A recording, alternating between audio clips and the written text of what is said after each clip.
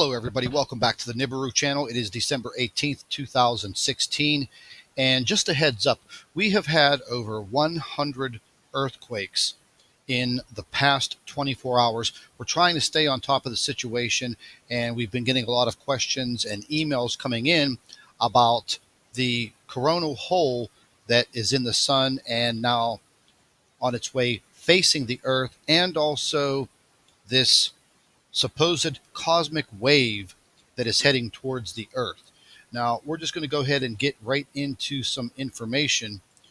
Earlier this morning, I was looking at some heliplots, and these are basically seismograms, and they are posted from different parts of the world, basically almost all across the world. Now, I'm going to go ahead and just pan down very, very quickly to the bottom because there are so many of these I can't possibly go through all of them. But what I want to show you is something is affecting the Earth tremendously at this point in time. Almost every single one of these seismographs, these instruments, are going off. Now, these are very, very sensitive instruments. A lot of things can set them off, such as traffic, wind, other conditions of vibration. However, what you're seeing on your screen when you are looking at these heliplots, this is definitely abnormal all over the world. I mean, let's just take a look at this is Tazewell, Tennessee. Let's just take a look at it. I mean, this is absolutely, completely abnormal. And this is all dated for today, the 18th of December. And as I was going through these, I just noticed that everywhere, all across the globe, it seems that the Earth is shaking internally due to low frequency. I mean, some of these look so abnormal, and some of them are very startling. Like this one is coming from Yellowstone. And when you just take a look at it, well, actually, this one was just updated. So as I pan through these and click on them, they will update. But I was looking through these and they just look absolutely terrible. Now, for each and every one of these individually, it would be hard for me to say what is actually causing this. But, you can stretch this all the way to different parts of the country. And there are some areas that are not reporting anything at all, just like this one here. And there are several locations in China that are not reporting anything at all. Now, there's a possibility that those instruments are down, but it's very hard to say. Now, getting into some earthquake information that has happened just in the past few hours. 16 minutes ago, another magnitude 4.1 in Alaska. But the bigger earthquake was a 6.4 in Peru, right on the border of Peru and Brazil. And the area where this earthquake occurred is not a very heavily populated area. I'm very familiar with South America, and this area here, it sits right along the border of Peru and Brazil, and it's not a very densely populated area. There's approximately 17,000 people that live in this area. However, the problem is their housing structures are not what we are used to here in the United States. And when there are earthquakes in these regions, they are prone to massive landslides. And again, their living structures are not like ours. They are very susceptible to the shaking and rattling of an earthquake.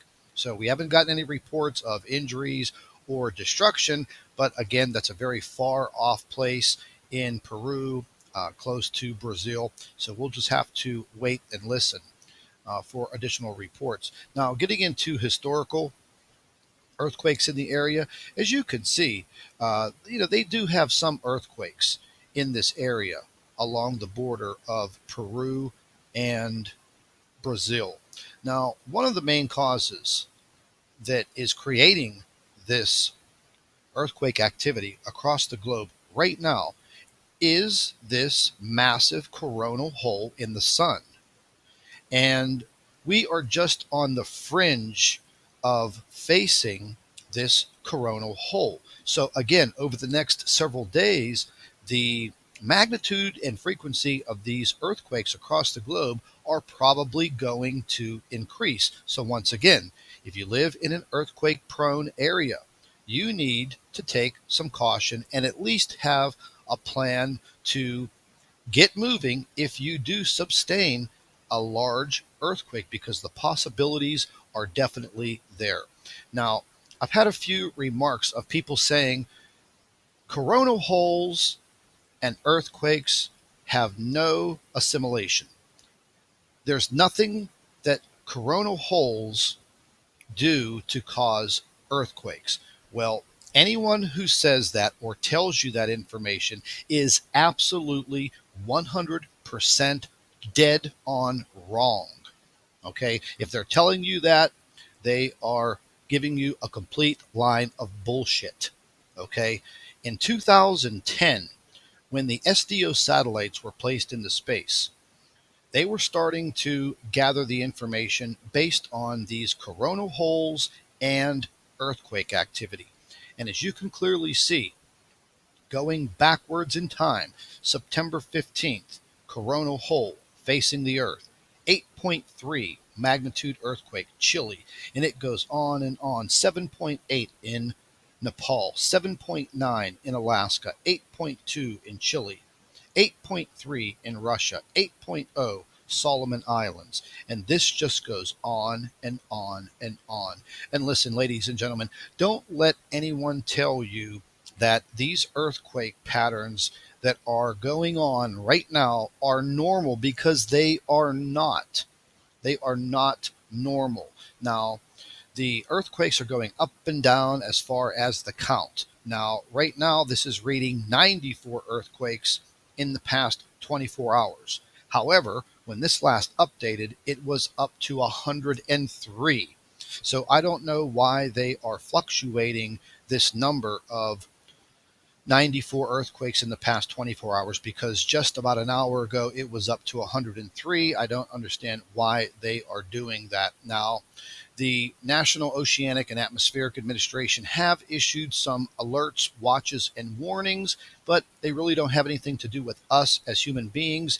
They mostly have things to do with satellite systems that might experience significant charging, resulting in increased risk to satellite systems damage, things of that nature. But I'm going to leave links to all of this information under this video, so you can go ahead and stay on top of these things. You can save these links, you can go back to them, they will update, and you can start paying attention to what's going on over the next several days, because I do believe this is going to last for maybe 4, 5, 6, maybe 7 days. It all depends. Now, what we're looking at here on your screen is a solar wind prediction model. Okay, and if you watch my cursor, right here is the planet Earth. And right now, this is the sun in the middle. Right now, there is a large wave of energy that is coming around. Now, as far as how long that wave of energy is going to take to get close enough to the Earth and literally pass right by the Earth, we're going to go through it. It's probably going to be a couple of days. I don't know exactly how long, possibly the 20th, 21st, 22nd, possibly the 23rd, but there are solar winds that we are going through right now. They are coming towards the Earth. And in the next couple of days, the best thing that I can tell you is please heed all of these warnings. If you do live in earthquake prone areas, please pay very close attention to what's going on. You're not going to get this information from your local news, and you're not going to get it from national news like CNN and ABC and NBC. Okay, so stay tuned to the Nibiru channel. BP Earthwatch definitely gives out great information on this, and also Dutch Sense. So please stay tuned.